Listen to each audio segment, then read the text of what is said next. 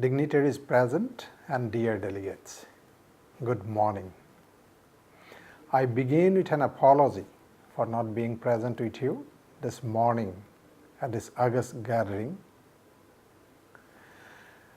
As conveyed to Himadri earlier, it has been my cherished desire to be a part of this annual event SANMILAN, Meeting of Minds 2013 of the Center for Management Studies of Dibrugarh University.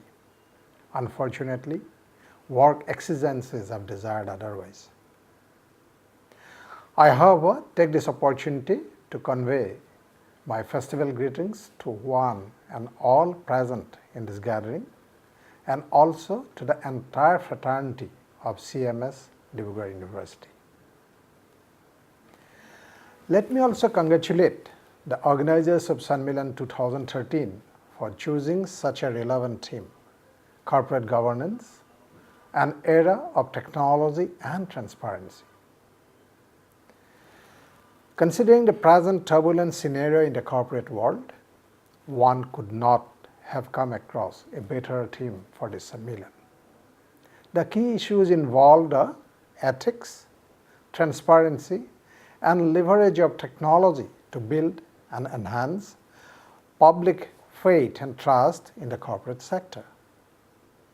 I may not be very far from the truth in saying that people's belief in the corporate sector may have taken a beating due to many of the recent happenings.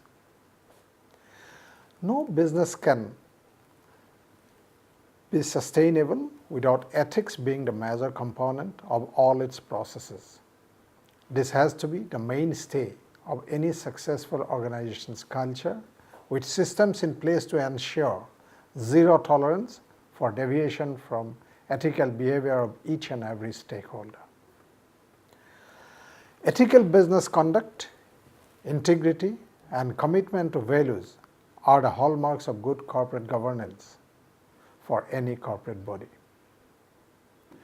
At this juncture, I take the liberty to enlarge the ambit of the word corporate to include other organized sectors like educational institutions. I do this since I strongly believe that a real test for ethical behavior and integrity in personal habits must be inculcated in individuals during their formative days while they are active parts of such institutions. It may also be appropriate to ask ourselves as to why a corporate or an individual deviate from the line of ethical conduct. The common notion about this is the desire to gain in terms of profits either at corporate level or even at individual level.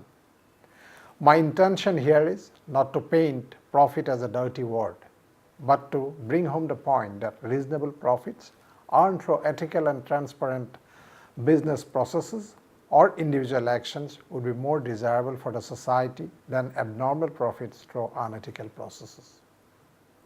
One could perhaps go on talking about what makes good corporate governance, and the world is presently full of guidelines from different statutory bodies as well as expert literature on the subject. I, however, strongly believe that guidelines and all literature cannot ensure good corporate governance unless the principles of ethical and transparent behavior are inculcated in each and every one of us from the very beginning. Educational institutions, no doubt, can play a very major role on this front. We, as members of the present-day society, are singularly blessed with availability of accessible technology to help us in this direction. Leveraging technology for monitoring corporate performance and bringing in accountability on all the players of the system can add considerable value to the concept of governance. With such tools in hand, one can only see a brighter future for the entire world. One would, however, need to remain vigilant to ensure that such technology is not utilized to circumvent the process of good governance and that the world is clouded by opaqueness in place of transparency.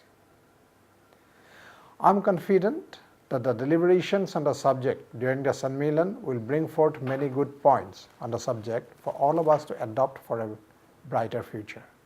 Let me end by once again congratulating the organizers for choosing such a relevant theme and wishing all the people involved with SANMILAN for the very best for a successful event. Let me once again apologize for not being present with you physically on this memorable occasion. Thank you and Jai Hind.